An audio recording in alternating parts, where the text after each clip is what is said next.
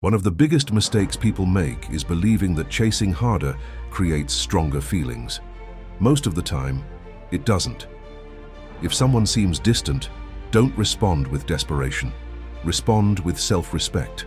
Stop sending message after message hoping for attention. Give people space to make their own choices. Focus on becoming the kind of person who enjoys life with or without someone else's approval. Invest in your health. Build your confidence. Learn new skills.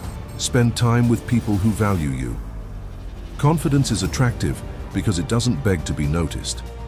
When someone sees that you're growing instead of waiting, they may become curious about the life you're building. Remember this, you can't make someone miss you by manipulating them. You can only create the opportunity for them to appreciate your absence by living a full, meaningful life. If they come back, let it be because they genuinely value who you are. If they don't, you've still become a stronger version of yourself. Your greatest power is never making someone chase you.